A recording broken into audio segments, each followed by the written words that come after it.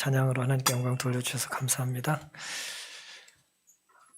우리 함께 오늘 살펴볼 룻기서 두 번째 시간인데요. 룻기 1장 14절을 주제 성경절로 듣겠습니다.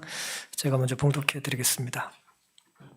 그들이 소리를 높여 다시 울더니 오르바는 그 시모에게 입맞추되 룻은 그를 붙쫓았더라. 우리가 이제 룻기서를 이제 살펴보고 있는데 남편이 이제 살았을 때 나오미가 먹을 것이 이제 고향에서 떨어지자 모압 땅으로 이주했다고 그랬죠. 그런데 10년 만에 상황이 정반대가 됐습니다. 그래서 모압에서 이제 고향 땅으로 이제 돌아가게 될 상황이 된 것이죠. 베들레헴에 양식이 있다고 하는 소식을 들은 나오미가 10년 만에 이제 고향을 향해서 출발합니다. 근데 누가 동행하고 있었어요? 두 며느리가 동행을 하고 있었습니다. 그런데 나오미는 두 며느리가 고향에 그냥 남으면 좋겠다고 이야기를 하는 것이죠. 너희 친정을 떠나지 말고 모압에 남아라 라는 것입니다. 그러면서 너희 어미의 집으로 돌아가라. 여호와께서 너희를 선대해 주시기를 원한다 그랬습니다. 그런데 지금 헤어지면 다시 이 사람들이 만날 수 있을까요? 없을까요? 지금 시어머니가 어떤 심정으로 헤어지자는 거예요? 남아서 뭐 하라는 거예요? 결혼 새로 해서 살라는 것이잖아요. 그럼 이제 남편이 죽고 며느리들이 이제 새롭게 고향에서 결혼해서 정착해서 살면 멀리 이제 베들레헴으로 간 시어머니를 만날 일이 있겠어요? 만날 일이 없죠. 뭐 전화기도 없고 이제 뭐 그때 무슨 뭐 어떻게 연락을 취하고 살았겠어요. 또 새로 결혼한 사람에 대한 예의가 아닐 수도 있고요. 말 그대로 헤어지면 끝입니다. 어떤 헤어짐은 잠시 뒤에 다시 만날 기약이 약속된 헤어짐이 있지만 어떤 헤어짐은 말 그대로 끝이에요. 그걸 우리는 사별이라고 합니다. 근데 사별과 다를 바 없는 진배 없는 이별이 있어요. 다시는 만날 수 없는 헤어짐이 이 땅에서도 있는 것입니다. 볼 수도 없을 뿐더러 볼 이유가 사라지는 거죠. 사실은 나오미의 아들들은 며느리의 어떤 사람들이었어요? 두 며느리의 남편이죠. 그렇죠? 그러니까 나오미의 두 아들은 두 며느리 각자의 이제 남편들입니다. 그게 연결고리예요. 아들과 남편이 이제 같은 거잖아요. 시어머니의 아들이고 이제 며느리들의 남편은 이제 같은 이제 연결고리였는데 그 연결고리가 지금 완전히 어떻게 됐습니까? 끊긴 것입니다. 완전히 연결고리가 끊겨진 고부지간, 뭐 만날 일이 있겠어요? 오늘은 고통 중에 하나님이 어디 계시는가? 일전에 제가 이런 비슷한 제목으로 말씀을 드린 적이 있는데 오늘은 이 본문을 중심으로 고통 중에 하나님은 어디 계시는가라고 하는 제목으로 함께 은혜를 나누겠습니다. 이 여인들이 지금 함께 울었어요. 그렇죠? 함께 울고 있는데 룻기 1장 9절부터 제가 몇 절을 읽겠습니다. 여호와께서 너희로 각각 남편의 집에서 평안함을 얻게 하시기를 원하노라. 새 출발하라는 거예요. 그들에게 입맞춤에 시어머니가 며느리들에게 입맞추고 있습니다. 그들이 소리를 높여 울었다 그랬어요. 시어머니가 주도적으로 며느리에게 작별 이제 입맞춤을 하고 있습니다. 10절. 나오미에게 이르되 며느리들이 울면서 아니니이다. 우리는 어머니와 함께 어머니의 백성에게로 돌아가겠나이다. 나오미가 가로되 내 딸들아 돌아가라. 너희가 어찌 나와 함께 가려느냐. 나의 태중에 너희 남편들 아들들이 오히려 있느냐. 내 딸들아 돌이켜 너희 길로 가라. 나는 늙었으니 남편을 두지 못할지라. 가령 내가 소망이 있다고 말한다든지 오늘 밤에 남편을 두어서 아들들을 생산한다 하자. 너희가 어찌 그것을 인하여 그들의 자라기를 기다리겠느냐. 어찌 그것을 인하여 남편 두기를 멈추겠느냐 그랬습니다. 이제 본문의 상황을 이해하려면 당시에 이제 문화를 좀 이해할 필요가 있습니다. 이제 이 시어머니가 며느리들 보내면서 나에겐 소망이 없다 그랬어요. 그리고 소망은 뭐예요? 남편이 있고 자식을 낳는 게 소망이었어요, 당시에. 근데 자기는 남편도 없고 자식도 죽었잖아요. 그러니까 지금 새로 결혼을 해서 시어머니가 남편을 둬서 지금 쌍둥이를 바로 갖는다 할지라도 그들이 자라서 한 20년쯤 지나서 이제 지금의 며느리들과 같이 또 새 살림을 꾸민다고 한다면 너무 늦는다는 거예요. 지금 우리의 문화는 끔찍한 일이고 말도 안 되는 이상한 소리인데 당시에는 이것이 이제 계대 결혼, 그래서 이제 자식 없이 이제 아들이 죽게 되면 다른 형제가 그 남은 이제 죽은 형제의 아내를 취해서 대를 이어주는 문화가 있었습니다. 이제 그 얘기예요. 지금처럼 무슨 천륜을 저버린 뭐 이상한 얘기를 하는 것이 아니라 그 당시의 문화에 대한 반영인 것입니다. 그것이 나에게 있어서는 가능하다는 거예요, 가능하지 않다는 거예요?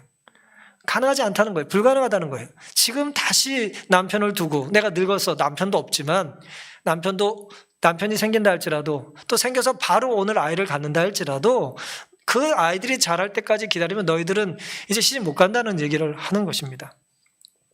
그래서 슬프게 이제 입맞춤을 하는 거예요. 그래서 며느리들은 울면서 어머니를 그래도 보낼 수 없다고 하는 것입니다. 함께 우는 여인들이 나와요, 여기에. 여자분들이 셋이서 엉켜서 울면 그 모습이 어떻게 보일까요? 여자분들, 중국 사람들 여자들 셋 모이는 거 안 좋아하는데 여자들 셋이서 울어요, 모여서. 얼마나 처량하고 서글프겠어요. 시어머니가 이야기를 하고 입을 맞추고 며느리들은 소리를 내서 옵니다. 그들의 애통하는 모습은 안타깝게 보이지만 조금만 관점을 달리하면 아름답습니다. 아름다운 모습이잖아요. 서로 헤어지고 싶어서 나 좀 보내줘 그리고 우는 게 아니라 보낼 수 없다고. 이제 며느리들은 그러고 어머니는 그래도 너희는 남아야 된다고 이야기를 하는 것입니다. 며느리들을 두고 가야 하는 시어머니 마음은 뭐예요? 그래야 며느리들이 잘 살 수 있다고 생각을 하는 것이고, 시어머니와 함께 가서 시어머니를 도와드리겠다라고 하는 며느리의 마음은 어때요? 연로한 시어머니를 자기들이 이제 봉양해야 된다는 둘의 사랑이 충돌하는 거예요. 이럴 때 우리는 아름답다 그래요. 둘의 미움이 충돌하는 게 아니라 둘의 사랑이 충돌하는 것입니다. 보통은 더 갖기 위해서 울지만 이 사람들은 더 주고 싶어서 서로 울고 있습니다. 나오미가 남편과 함께 10년 전에 모압으로 이주했을 때 남편이 금방 죽은 것 같아요. 성경의 내용에 의하면 남편이 죽었을 때 나오미가 울었을까요? 안 울었을까요? 뭐 말 같지도 않은 질문을 합니까? 뭐 남편이 죽었을 때 울었겠죠. 남편 때문에 이곳으로 왔는데 의지할 남편이 사라진 거예요. 지금 경제력을 갖춘 현대 여성들의 마음으로 이걸 이해하시면 안 되고요. 고대 사회는 남자가 죽으면 자기도 죽는 거예요. 아들이 죽으면 자기도 죽는 거예요. 왜냐하면 내가 의지할 수 있는 대상이 당시에는 남자였거든요. 의지할 대상이 사라진 거예요. 그러니 이 여인이 뭐 단순히 먹고 살기가 힘들어서 울었다는 의미가 아니라, 울었다는 말씀이 아니라 얼마나 하늘이 무너지고 땅이 꺼지는 그런 애통함을 느꼈겠습니까? 남편이 죽었을 때 당연히 울었을 거예요. 그리고 아들들이 차례로 죽었을 때 울었을까요? 당연히 울었겠죠. 남편이 죽었을 때는 누구와 함께 울었을까요? 두 어린 아들과 함께 울었어요. 그땐 두 아들들이 결혼하기 전이니까. 근데 결혼한 아들들이 동시에 죽었든 차례로 죽었을 때 그때 누구와 함께 울었을까요? 그때 며느리와 함께 울었어요. 우리가 이걸 좀 상상하면 본문을 이해하는 데 조금 도움이 됩니다. 사랑하는 가족의 잃은 죽음 앞에 배우자로서, 부모로서 느끼는 상실감이 클까요? 엄청 큰 것이죠. 미국 사람들은 배우자의 사망을 가장 큰 스트레스로 생각을 합니다. 동양은 좀 다릅니다. 자식의 사망이 이제 가장 큰 스트레스일 텐데요. 성경은 아무리 룻기서를 읽어봐도 세 남자의 죽음에 대한 사실만 서술할 뿐 남은 여인들의 고통은 일절 묘사하고 있지 않아요. 기록되지 않았다고 해서 고통이 없습니까? 남편이 죽었더라, 아들들이 죽었더라라고 하는 사실만 아주 그냥 건조하게 기록해 놓은 것 때문에 그들의 아픔과 고통과 애통은 없는 거예요? 아니죠. 전혀 그렇지 않습니다. 낯선 곳에서 남편을 잃고 의지하던 두 아들마저 하나하나 보내야 했던 어머니의 심정은 성경이 침묵하지만 그 성경의 침묵 너머에 우리는 이제 상상할 필요가 있어요. 거룩한 상상이 필요한 것입니다. 그들이 어떤 슬픔을 겪었고 그 슬픔은 서로를 어떻게 만들었을까요? 더 강력하게 유대감을 갖게 만들었겠죠. 그렇죠? 어머니 시집을 가려고 그러는데 이 나오미 집안에서만 두 아들 이방 여인과 결혼한 걸 반대했겠어요? 모압 사람들 입장에서는 남편도 없고 아버지도 없이 자란 두 아들과 자기 딸이 결혼한 걸 좋아했겠어요? 관심 없으세요? 당연히 이쪽도 안 좋아했겠죠. 하지만 둘이 좋다니까 이제 결혼을 시킨 거예요. 근데 웬걸 결혼하자마자 남편들이 이렇게 죽는 걸 보고 그 친정 쪽 식구들이 어떤 이제 안타까움이 있었겠냐 말이에요. 그 외부 사람은 모르는 세 여인만의 동질감과 유대감이 있었을까요? 이제 누구처럼 된 거예요, 자기들이? 시어머니 같은 처지가 된 거예요. 아유, 우리 시어머니 불쌍했는데 자기가 이제 그 상황이 된 겁니다. 두 며느리가 차례차례 다 그런 상황이 된 거예요. 먼저 죽은 아들 때문에 같이 울었고 남은 한 아들이 죽었을 때 다 같이 통곡했습니다. 먼저 상실의 아픔을 겪은 시어머니와 또 동서에게서 그들은 함께 울며 위로했겠죠. 위로받고 위로했겠죠. 그래서 이제 이런 상황에 시어머니가 이제 장화한 이야기를 하는 거예요. 내가 지금 결혼하고 남편 두고 자식을 낳은들 너희가 무슨 소망이 있겠냐. 지금 여기 남아서 한 살이라도 더 젊었을 때 빨리 새 출발하라는 거예요. 손주가 없는 걸 봐서는 두 아들이 결혼한 지 얼마 안 돼서 죽은 거예요. 얼마 안 돼서 죽은 거예요. 그러니까 신혼생활을 얼마 못한 거예요. 그러니 나오미는 요단강을 홀로 건너가겠다는 것이고 두 며느리들은 아무리 남편이 일찍 죽어도 우리 시어머니는 시어머니다라고 하는 마음을 이제 고집한 것입니다. 서로 사랑하는 마음으로 서러움에 울은 것이죠. 애통하는 세 사람, 세 여인, 두 명의 청산 과부와 한 명의 이제 과부가 오래전에 된 시어머니, 세 여인이 함께 울고 있는 애통하는 가운데 하나님은 어디 계십니까? 목전에 요단강 너머에 이제 베들레헴이 보이고 모압 10년 동안 살았던 모압의 땅을 뒤로 하며 이 세 여자가 부둥켜 안고 울고 있을 때 하나님은 어디 계시냐라고 하는 것입니다. 사랑하는 성도 여러분, 누군가가 울 수 있다는 것은 누가 울 때 나도 따라 운다는 것은 내 심정이 너무 약하고 착하기 때문이기도 하지만 오늘 지금 저희가 잠시 살펴본 것처럼 그 사람의 상황을 내가 공감하기 때문이에요. 어머니가 울 때 내가 왜 우냐 이거예요. 내 처지나 어머니의 처지가 어떤 거예요? 같기 때문에 우는 것입니다. 며느리가 울 때 시어머니가 왜 울어요? 오래전 내가 겪은 걸 이 아이가 겪을 걸 보고 공감하는 거예요. 그러니 우는 것입니다. 머리와 가슴으로 나와 타인이 같은 것을 느낄 때 울리는 내적인 공명을 우리는 공감이라고 할 수 있어요. 아픔을 공감한다는 건 내가 그 아픔을 겪어봤을 때 가능한 거예요. 우리는 악어의 눈물이라는 말을 합니다. 우는 신용하는 눈물 말이에요. 악어의 눈물이 아닌 이상 함께 우는 그 순간은 서로에게 사랑과 구원을 나누는 행위예요. 바울은 하나님의 뜻을 분별하라고 역설하면서 로마서 12장 2절에 우는 자들과 함께 울라 그랬어요. 우는 자와 함께 우는 것이 하나님의 뜻이라는 거예요. 히브리서 4장 15절에 우리에게 있는 대제사장은 우리 연약함을 체휼하지 아니하는 자가 아니요 모든 일에 우리와 한결같이 시험을 받는 자로되 뭐가 없어요? 죄는 없다 그랬습니다. 영어 단어 써놨네요. 이 체휼이라고 하는 말을 영어 단어는 이제 sympathize 그렇게 번역했어요. 그러니까 이게 sim 함께라는 뜻이고 이게 뒤에 있는 말은 느낀다, 경험한다 그런 얘기예요. 함께 느낀다 그런 말 자체가. 이 말은 이제 헬라어에서 온 말인데 헬라어 순파세오라고 하는 말에서 나온 말이에요. 그 말을 그대로 영어로 바꾼 거예요. 함께 느끼는 게 공감이고 성경의 번역대로라면 체휼이라는 뜻입니다. 예수님이 이미 우리보다 더 큰 아픔을 충분히 겪으셨기 때문에 우리의 아픔을 뭐 하실 수 있다고요? 공감하실 수 있다는 거예요. 미안한데 나는 잘 모르겠지만 유감이다가 아니라 우리의 외로움과 아픔과 배고픔과 서러움과 애통을 주님은 아시기 때문에 체휼하지 아니하는 자가 아니요 모든 일에 우리와 한결같이 우리보다 더 많이 시험을 받으셨기 때문에 죄인인 우리를 구원하실 수 있다는 것입니다.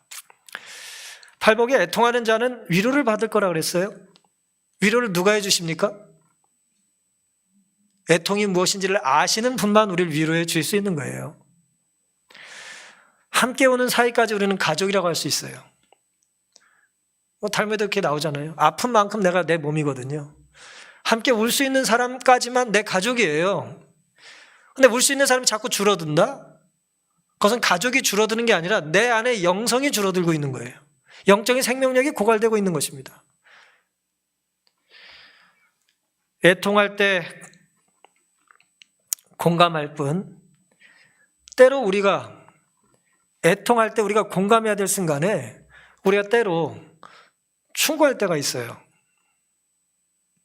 자주 제가 범하는 죄입니다. 누군가 아파할 때 공감하고 예수님의 말씀처럼 체휼해야 하는데 그때 우리가 뭐라고 말해요? 충고를 하는 것입니다. 그것은 그 아픔을 우리가 온전히 이해하고 있는 것이 아니죠. 세연이 애통할 때 하나님은 어디 계셨을까? 그들과 함께 계셨어요. 그들과 함께 우셨고 그들과 함께 흐느끼셨습니다. 그러니 오늘 우리의 한 주간의 삶 속에 우리가 때로 흐느낄 일이 있다면 나를 위해서 울어주는 사람과 내가 위하여 울어주는 사람 사이에 언제나 우리보다 더 큰 애통을 아픔을 겪으신 그리스도와 또 십자가의 예수님의 사랑이 함께하고 있다는 것을 잊지 않고 살게 되시기를 간절히 바랍니다. 13절에는 너희가 어찌 그것을 인하여 그들의 자라기를 기다리겠느냐 하면서 이렇게 말했어요. 어찌 그것을 인하여 남편 되기를 멈추겠느냐 내 딸들아 그렇지 아니하니라. 호칭은 관계를 나타내죠. 그렇죠? 며느리에게 딸이라고 말하는 거예요. 굉장히 친밀한 관계라는 걸 알 수 있습니다. 여호와의 손이 나를 치셨으므로 나는 너희로 인하여 더욱 마음이 아프다 그랬습니다. 여호와의 손이 자기를 쳤다는 거예요. 이게 누가 한 말이죠? 나오미가 며느리들에게 한 말이에요. 하나님이 날 치셨다는 거예요. 그렇지 않고서 어떻게 남편이 죽고 둘 남은 자식들이 이렇게 차례로 죽을 수 있겠냐라고 하는 것이죠. 인간의 핍박과 공격을 받아도 억울하고 힘들죠. 그렇죠? 시집살이 할 때 좀 억울하고 힘드셨죠? 없으신가 보네. 예. 군대 가서 좀 고참 잘못 만나면 남자들 뭐 평생 수십 년 울고 먹잖아요. 그렇죠? 다 누군가에게 상처가 있어요. 아이들은 어려서부터 유치원에서도 상처를 받고 또 선생님 한마디에 또 내가 일생 공부를 안 했다는 사람도 있고 뭐 있어요. 다 누군가에게 상처가 있습니다. 그런데 인간의 핍박과 공격도 억울하고 힘든데 대체 여호와의 손에 맞았다는 기분은 어떤 것이냐라고 하는 거예요. 여호와의 손에 맞았다는 것. 남편이 죽고 의지하던 두 아들이 죽은 후 나오미는 어떻게 살았을까?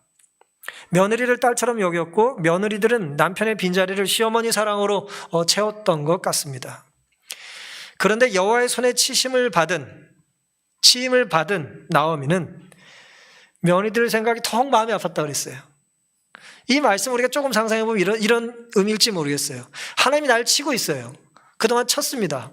근데 하나님을 떠나진 않아요. 나오미가 연약한 믿음을 가지고 어쨌든 믿어요. 그리고 너희들 여기 남아도 하나님이 너희를 선대하고 도와줄 거라고 믿는 믿음 안에는 어쩌면 하나님은 이 공간에 제한받지 않는다는 걸 나오미가 알고는 있어요.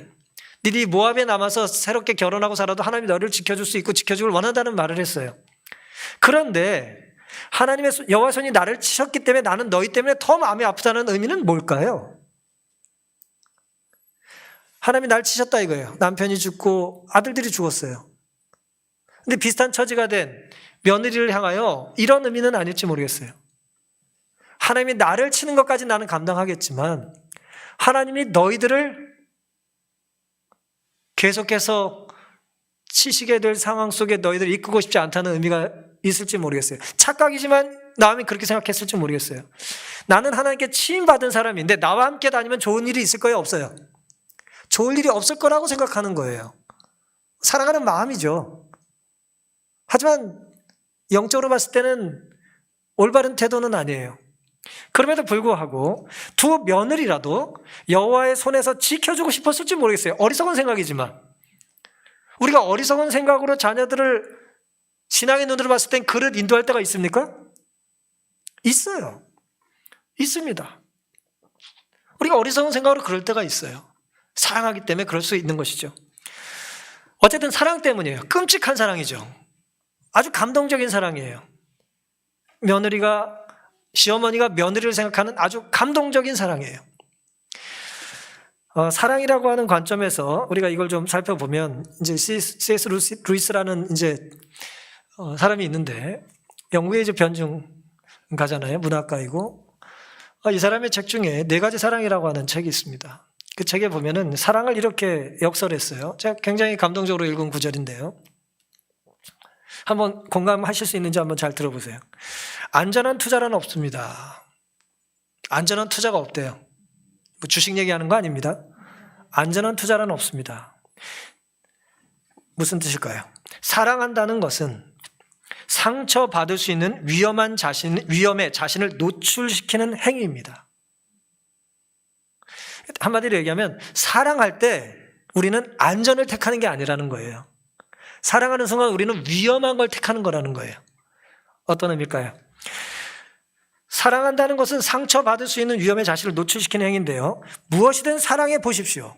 한번 사랑해 보세요. 지금 여러분의 마음은 분명 아픔을 느낄 것이며 어쩌면 부서져 버릴 수도 있습니다. 그럴 수 있습니까? 어르신들은 손주나 손자 한번 사랑해 보시면 어때요? 가슴이 무너져요. 이것들이 반응을 안 하거든. 이게 뭐 먹을 것만 얻어먹고 이게 반응을 안 해요. 그런 얘기예요. 마음이 아플 것이고 부서질 거예요. 마음을 아무 손상 없이 고스란히 간직하고 싶다면 뭐 하지 말아야 돼요? 사랑하지 말아야죠. 심지어 뭐라 그랬는지 아세요? 이분이? 짐승조차도 사랑하지 말라 그랬어요. 강아지라도 사랑하면 어때요? 강아지 그래도 좀 낫지. 고양이 같은 거 사랑하면 어때요? 핥혀요. 마음을 주지 말라는 거예요. 상처를 받고 싶지 않다면. 천국을 제외하고 여러분이 사랑의 모든 위험과 동료로부터 완벽하게 안전할 수 있는 유일한 장소는 어디밖에 없어요? 지옥밖에 없다 그랬어요. 무슨 말씀이냐? 사랑에도 안전한 곳은 천국밖에 없다는 거예요. 이 세상에서는 사랑하면 뭘 경험해요? 아픔과 상처가 있다는 거예요. 그 위험한 거라는 거예요. 여호와의 손이 나를 치셨다라고 하는 얘기에 대하여 나오미의 입장에서 보면 하나님이 자기를 쳤다고 느낄 수는 있지만 사실 우리가 신앙을 오래 했고 성경을 알기 때문에 사실 나오미가 침을 당할 때 하나님은 어디 계셨을까요? 우리를 대신해서 맞으셨던 거예요. 성경 이야기입니다. 이사야 53장에 그가 찔림은 우리의 허물을 인하며 그가 상함은 우리의 죄악을 인함이라. 그가 징계를 받음으로 우리가 평화를 누리고 그가 채찍에 맞음으로 우리가 나음을 입었다 그랬어요. 사랑하는 성도 여러분, 주님은 우리를 사랑하셔서 우리 대신에 뭘 맞으셨어요? 채찍을 맞으셨어요. 나오미가 맞았다는 하나님의 손은 실제로 우리 대신 십자가를 지신 십자가에 달리신 못 박힌 손입니다. 나오미보다 더 큰 사랑의 아픔을 겪으신 주님께서 누구 편에 계실까요? 우리 편에 계십니다. 그러니 여호와의 손이 나를 친 것 같은 두려움 속에서 사실은 내가 치임받았다라고 하는 하나님의 손은 나를 대신하여 맞으신 사랑의 구주라고 하는 것을 오해하지 않고 믿게 되시기를 간절히 바랍니다. 오늘 이제 주제 성경제 14절인데요. 그들이 소리를 높여 이제 웁니다. 이런 얘기를 주고받으면서 서로의 처지를 생각하고 서운하고 고통을 겪으면서 울어요. 오르바가 그 시모에게 입을 맞춥니다. 성경에 입 맞춘다는 얘기가 지금 오늘 두 번 나오죠. 한 번은 나오미가 며느리에게 헤어지자고 입 맞추는 거예요. 두 번째 입 맞춤은 오르바라는 며느리가 시어머니에게 어머니가 정 원하신다면 울면서 이제 입을 맞추는 거예요. 뭐 하겠다는 거예요? 이제 어머니 뜻에 순종하고 나는 이곳에 남겠다는 것입니다. 그런데 룻은 그를 뭐 했어요? 붙쫓았다고 번역을 했어요. 뭐 붙잡고 뒤쫓았다는 말을 이제 하고 싶은 거예요. 이제 붙쫓았다 이겁니다. 둘이 울었는데 한 사람은 고향으로 돌아가겠다고 울고 한 사람은 어머니와 따라가겠다고 우는 것입니다. 붙쫓았다라고 하는 말은 이제 히브리어로 다바크라고 하는 말인데 달라붙다는 뜻이에요. 굳게 결합한다 그런 뜻입니다. 밀착된다는 거예요. 충실하게 대하고 접근하겠다 그런 뜻입니다. 이 단어가 처음 쓰였을 때는 구약 성경에 창세기 2장입니다. 창세기 2장 24절에 그러므로 남자가 부모를 떠나 그 아내와 연합하여 라고 하는 이 단어가 이 붙여쳤다는 단어예요. 다바크라는 단어예요. 남자와 여자가 하나님께서 창조하신 이후에 뭐 하라는 거예요? 연합하고 둘이 한 몸을 이루라는 거잖아요. 떨어지지 말라는 거잖아요. 그렇죠? 그만큼 친밀하고 밀접한 얘기를 할 때 쓰는 단어가 이 단어입니다. 쉬운 번역은 그래서 매달렸다고 번역했고 영어 성경에는 이제 클링의 과거 클렁이라고 번역했어요. 클렁 투 어디 매달렸다 붙잡았다 뭐 그런 뜻입니다. 이제 구글에서 이 단어 그냥 쳐보면 이 그림이 나와요. 저거 놓으면 어떻게 될까요? 멋있게 죽습니다. 그 다음 또 어떤 단어 그림을 이어서 보면 흥미롭게 이 단어가 이 사진이 나옵니다. 엄마 곰이 알라스카 호수를 건너야 되는데 새끼들이 어떻게 하고 있어요? 등에 엎여 있습니다. 놓지 않으면 결국 어떻게 될까요? 엄마 수영 실력에 따라서 그 호수를 무사히 건너게 되는 것입니다. 붙쫓았다는 단어는 놓으면 죽는다는 각오로 매달리는 거예요. 룻은 나오미를 꼭 붙잡고 놓지 않았습니다. 떨어지면 죽는다는 각오로 새끼곰이 무사히 엄마 등에서 호수를 건넜던 것처럼 오늘 우리들이 강력하게 붙잡고 사는 것은 그 내가 붙잡고 있는 대상이 나를 뭐 할 수 있다는 거예요? 살려줄 수 있다라고 하는 걸 믿는 거예요. 물론 새끼곰의 악력에 구원이 달려있죠. 저 상황은. 하지만 영적인 건 반대입니다. 우리가 하나님을 붙잡는 것보다 더 강력하게 하나님 우리를 붙잡으실까요? 우리가 우리의 삶을 하나님께 내어드리면 하나님이 더 강한 손으로 우리를 붙잡아 주십니다. 나는 무엇을 간절히 원하고 살고 있습니까? 이걸 놓치면 끝이라고 하는 절박감이 당시 세 여인은 남자였고 남편이었고 아들이었어요. 근데 그 의지하는 모든 대상이 다 사라졌던 그 순간 놀랍게도 룻이 나오미를 붙잡고 있어요. 시어머니와 자기가 그동안은 남자를 붙잡고 살았는데 남자를 의지하고 살았는데 놀랍게도 나오미는 지금 붙잡는 대상이 바뀐 것입니다. 한 가지 좀 이야기를 좀 해드리겠습니다. 이제 박완서 씨라고 아시죠? 이제 소설가인데 이분이 이제 중간에 이제 천주교인으로 귀의를 했죠. 그래서 좋은 글을 참 많이 남겼는데 이분의 이제 책 중에 이제 이 책이 있어요. 이게 이제 한 말씀만 하옵소서라는 책입니다. 한 말씀만 하옵소서라고 하는 이 이야기를 아시는 분들 계시겠지만 왜 이 작가가 이 책을 썼을까요? 한 말씀을 듣고 싶었기 때문이에요. 한 말씀을. 한 말씀만 하시라는 거예요. 누구한테 했을까요? 천주교로 귀의한 지 몇 년 뒤의 일이거든요. 하나님께 한 거예요. 근데 이 작가가 그토록 듣기를 원했던 그 한 말씀이 뭐냐 이거예요. 대상은 하나님인데 하나님이 침묵하고 계세요. 한 말씀을 안 해주세요. 이 이야기의 배경은 이렇습니다. 참척이라는 말을 아십니까? 참척. 자식이 부모도 먼저 죽는 걸 우린 참척이라고 합니다. 이 박완서 씨가 이 한 말씀만 하옵소서라고 하는 건 소설로 쓴 게 아니에요. 작가가 처음 이렇게 기록을 합니다. 이건 소설도 아니고 수필도 아니고 일기입니다. 그랬어요. 그러니까 일기는 출판할 걸 염두에 두고 쓰는 책이 아니잖아요. 그렇죠? 쓰는 글이 아니잖아요. 자기 혼자의 마음을 쓰는 거예요. 훗날 활자가 될 것을 염두하고 쓴 것이 아니에요. 어쨌든 이제 일기의 배경은 이렇습니다. 1988년 우리나라에 무슨 일이 있었습니까? 1988년 올림픽이 있었어요. 아이들은 잘 모르지만 어른들은 잘 아시죠? 1988년 여름 박원서 씨는 외아들을 잃습니다. 교통사고로 아들이 죽어요. 자식이 5이 있었어요. 딸 4세 아들 하나, 막둥이가 아들이었습니다. 장례가 치러지고 부산 사는 딸이 강제로 엄마를 부산으로 이제 데리고 갔어요. 딸네 집에 있는데 마음이 편할까요? 엄마가 밥을 안 먹으니까 이제 딸이 걱정돼서 엄마를 모시고 간 건데 딸네가 더 편하지가 않아요. 편하지 않은 이유를 이렇게 서술합니다. 집만 못한 점이 하나 있었다는 거예요. 다 챙겨주지만 집만 못한 게 하나 있어요. 그게 뭐냐? 울고 싶을 때 울 수가 없었다는 거예요. 사위 있고 손주 있고 막 그러기 때문에 울 수가 없다는 거예요. 내 공간이 사라진 거예요. 짐승처럼 치받치고 통곡을 마음대로 할 수 있는 공간이 사라진 것입니다.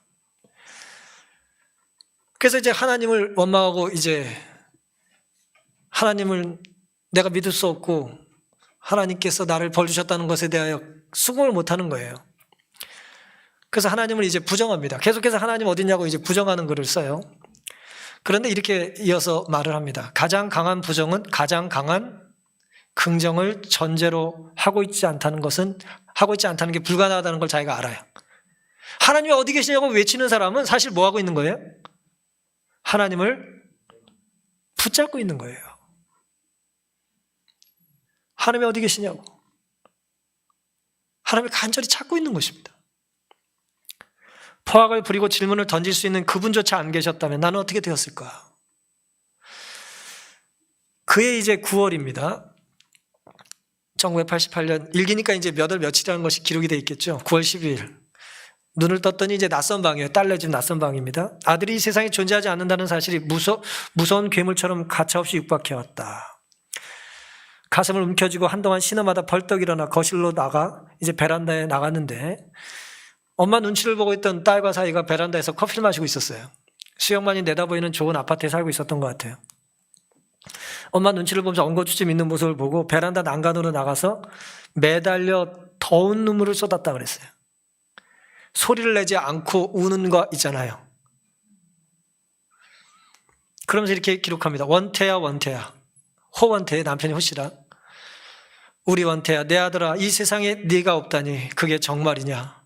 하느님도 너무하십니다. 이 아이는 이 세상에 태어난 지 25년 5개월밖에 안 됐습니다. 아들이 26년도 못 살고 죽은 거예요. 그래서 아들 얘기를 많이 합니다. 병 한 번 치른 적 없고 청동기처럼 단단한 다리가 있고 매달리고 싶은 든든한 어깨가 있고 짙은 눈썹과 두칸 코와 익살 부리는 입을 가진 준수한 청년입니다. 걔는 또 앞으로 할 일이 많은 젊은 의사입니다. 그 아이를 데려가시다니요. 하나님 당신도 실수를 하는군요. 근데 이때가 1988년이라고 그랬죠? 그놈의 88 올림픽 정말 미칠 것 같다. 이분이 이제 남편과 함께 살던 곳이 잠실이었어요. 그래서 잠실 운동장 옆에 살았답니다. 거기서 남편이 죽고 장례를 치렀는데 얼마나 그 올림픽의 열기가 시끄러웠겠어요. 그러니까 이제 그것도 보기 싫고 문상 받는 것도 싫고 위로받는 것도 싫으니까 딸이 강제로 데려갈 때 모른 척하고 이제 못 이기는 척하고 쫓아갔는데 이 수영만 앞에 요트 경기를 하고 있었대요. 올림픽. 바로 아파트에서 보이는 거예요. 그 요트 경기가. 그래서 88 올림픽에 대한 이야기를 하는 것입니다. 미칠 것 같다. 라고 한 거예요. 내 아들이 죽었는데도 기차가 달리고 계절이 바뀌고 아이들이 유치원 가려고 버스를 기다리고 있다는 것까지는 참겠지만 88 올림픽이 여전히 열릴 일이라는 건 도저히 참을 수 없을 것 같다. 내 자식이 죽었는데 고을마다 성화가 도착했다고 잔치를 벌이는 춤을 추는 걸 어찌 견디랴. 만일 내가 독재자라면 88년 내내 아무도 웃지도 못하게 하련만 미친년 같은 생각을 열정적으로 해본다 그랬어요. 이 책에서 제일 많이 나오는 단어가 미쳤다는 말이에요. 이게 훌륭한 작가는 같은 단어를 잘 반복해서 쓰지 않는데 미쳤다는 단어는 무척 많이 반복됩니다. 독재자라면 뭐 하지 못하겠다고요? 웃지 못하게 하겠다는 거예요. 아들이 죽었는데 웃고 있잖아요, 지금. 잔치하고 있잖아요. 근데 사실 이 여인이, 이 박은서 작가가 아들이 죽기 3개월 전에 남편이 죽어요. 그 사이좋던 남편이 죽고 3개월 만에 아들이 죽은 거예요. 그러면서 하나님께 외쳤던 게 뭐냐? 아들의 죽음에 제발 한마디 해달라는 거예요. 이 원태라는 아들은 뭐 자녀들이 다 공부 잘한 것 같아요. 박원선 씨도 이제 서울대 다니고 중퇴했는데 6.25 때문에 큰딸도 서울대 나오고 막내 아들이 서울대 의대를 나왔어요. 레지던트 과정에 마치과 전공하려다가 이제 죽은 것입니다. 한마디 해달라는 하나님께 간절히 드린 기도가 침묵으로 외면당하는 거예요. 한 말씀 하질 않아요. 십자가를 붙잡고 그렇게 기도를 열심히 해도 응답이 없는 거예요. 나중에 수도원까지 들어가요. 예인 수녀가 자기가 묻고 있는 수녀를 소개해줘가지고 수녀 가서 기도를 한다고 또 들어갑니다. 아무리 십자가를 붙잡고 기도를 해도 하나님이 한 말씀을 안 하시는 거예요. 이 여인이 그동안 울고 기도하고 원망하고 먹고 토하기만 반복했어요. 미친 것입니다. 근데 놀랍게도 수년에 들어갔다 그랬잖아요. 기도하러. 근데 옆방에 이제 여인이 들어와서 또 수도원에 있는데 얼굴에 수심이 가득하더래요. 근데 자기한테 이제 해주고 싶은 말이 있는 것 같은 거예요. 느낌이 있잖아요. 그러니까 자기한테 뭔가 사연을 토해놓고 싶은 거예요. 자기 방에 이제 들어와가지고 자기 사연을 토하는 것입니다. 이 박은서 작가에게 사연을 토한 한 여인의 내용은 뭐냐? 홍기에 가득 찬 딸이 하나 있는데 병에 걸렸다는 거예요. 근데 이제 병에서 낫자마자 갑자기 수녀가 되겠다고 수도원에 들어왔대요. 그런데 홍기에 가득 찬 딸이 아프다가 수녀가 된다니 어쨌든 하나님께 가겠다고 하니 어쨌든 그걸 허락했는데 1년 만에 병이 도져가지고 이제 수도원에서 나가라고 한다는 거예요. 수심이 가득해가지고 자기의 속 얘기를 자꾸 해주는 것입니다. 그 말을 듣고 박원순 씨가 뭐라고 생각했을까요? 위로해달라고 이제 그 얘기를 하고 있는데 그 얘기를 듣고 박원순 씨가 화가 난 거예요. 화를 뭐 티를 낸 건 아니겠지만 화가 난 거예요. 나는 외아들을 잃었답니다. 그래도 이렇게 밥 먹고 살고 있습니다. 아이러니하게도 그 말을 들은 그 상담하던 여자의 표정이 갑자기 생기가 돈 것 같이 변했다는 거예요. 세상엔 남의 불행이 위안이 되는 고통이 얼마든지 있다 그랬어요. 나 같은 사람도 사는데 그 정도 자식 걱정으로 상심을 하다니 안 입고 온 생각이 들었다는 거예요.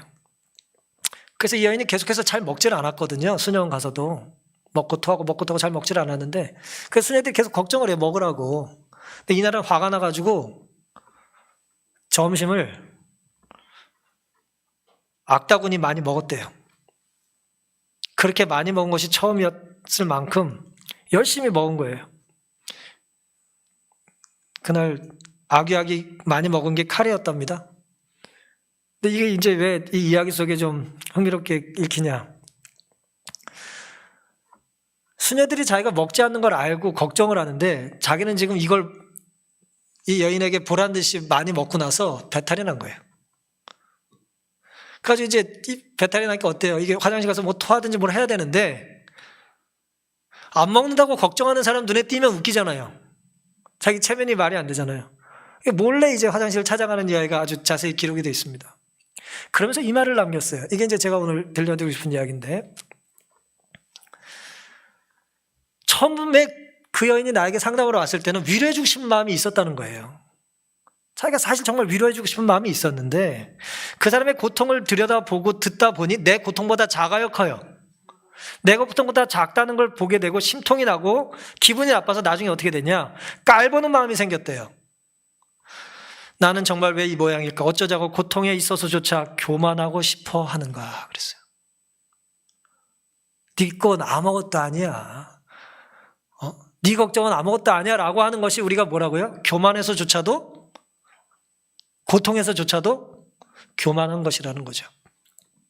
그래서 이 여인이 하나님께 내 기도에 응답하지 않냐라고 끊임없이 붙잡으면서 던졌던 한 가지 이제 어떤 영적인 화두가 뭐냐면, 왜 말씀 안 하십니까? 나는 이런 벌을 받을 만한 잘못이 없습니다라는 고민이었어요. 아무리 생각해도 자기는 잘못이 없대요. 법 잘 지키고 남편 잘 부양하고 애들 잘 키우고 작가로 내가 세금 잘 내고 정말 정직하게 열심히 살았다는 거 외에는 내가 하나님께 벌 받을 일이 없다는 거예요. 그러니 더 화가 나는 거예요. 잘못한 것도 없는데 벌을 받았으니 하나님께 따지고 있는 거거든요. 화장실 가서 다 토하면서 이 여인이 갑자기 하나님에게 이제 하늘로부터 하나의 깨달음이 왔다 그랬어요. 십자가를 붙잡고 깨닫지 못했던 걸 변기를 붙잡고 깨달은 거예요. 그가 그 순간 깨달았던 게 뭐냐? 나는 아무런 잘못이 없다라고 하는 것을 근거로 하나님께 따졌었는데 하나님은 박완서 작가에게 계시처럼 이런 깨달음을 주셨다는 거예요. 나는 남에게 뭘 준 적이 없었다. 물질도 사랑도. 내가 아낌없이 물질과 사랑을 나누는 범위는 가족과 친족 중에 극히 일부와 소수의 친구에 국한돼 있었다. 그 밖에 이웃이라 부를 수 있는 타인에게 나는 철저히 무관심했다. 위선으로 사랑한 척한 것조차 없었대요. 주지도 않고 받지도 않는 타인에 대한 철저한 무관심이야말로 크나큰 죄라는 것을 그가 깨달았다는 거예요. 뭐 그게 죄다 아니라를 제가 지금 말씀드리려고 하는 게 아니고요. 이 여인은 언제 구원을 받게 되냐? 내가 죄인이라는 걸 깨닫고 이제 구원을 받았어요. 그게 그가 들은 하나님의 음성이었습니다. 왜요? 내가 죄인이라는 걸 깨닫지 못하면 하나님의 구원을 필요로 해야 하네요. 필요로 하지 않아요. 그런데 내가 죄인이라는 걸 깨닫는 하나님의 은혜를 경험하고 나서야 하나님의 응답이 뭐라는 걸 이제 알게 된 것이죠. 사랑하는 성도 여러분, 고통의 무게를 잴 수야 없겠지만 자식을 먼저 보낸 부모의 고통은 단연코 가장 무거운 것 중에 하나일 것입니다. 그런데 자식이 먼저 죽었다라고 하는 건 성경에 있어서 매우 친숙한 주제예요. 성경에는요, 자식이 먼저 죽은 얘기가 많이 나와요. 언제부터 등장하는지 아십니까? 창세기 하와부터 우리는 등장하는 걸 알 수 있어요. 자식이 먼저 죽습니다. 예수님의 어머니 마리아가 느낀 상실감도 뭐예요? 내 아들이 나보다 먼저 죽은 거예요. 욥의 고통도 그것이고요. 출애굽할 때 애굽의 모든 부모들의 고통도 장자가 죽은 것이었습니다. 독자를 잃은 슬픔, 어머니의 고통을 하나님은 아실까요? 하나님은 아십니다. 로마서 8장 32절, 자기 아들을 아끼지 아니하시고 우리 모든 사람을 위하여 내어주시니가 어찌 그 아들과 함께 모든 것을 우리에게 은사로 주지 아니하시겠느냐. 우리의 가장 큰 상실감을 하나님은 아십니다.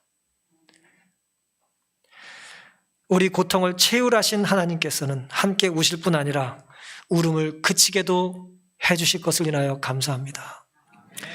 하나님의 침묵은 우리의 고통을 부정하거나 무시하시는 것이 아니라 숨죽이고 통곡하시는 사랑이에요. 자식이 우는 걸 보면 부모는 더 크게 말없이 우는 것입니다.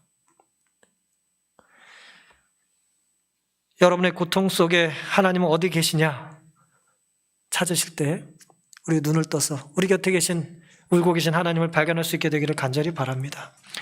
그러니 말씀을 믿고 필요하시다면 우시고 더불어 우시고, 그리고 나를 결코 놓지 않으시는 룻이 나오미를 붙잡는 것보다 더 강력한 손으로, 강력한 사랑으로 우리를 붙잡고 놓지 않으시는 사랑의 하나님을 믿고 따르고 감사할 수 있는 한 주가 될 수 있기를 바라면서 오늘 말씀을 마치겠습니다.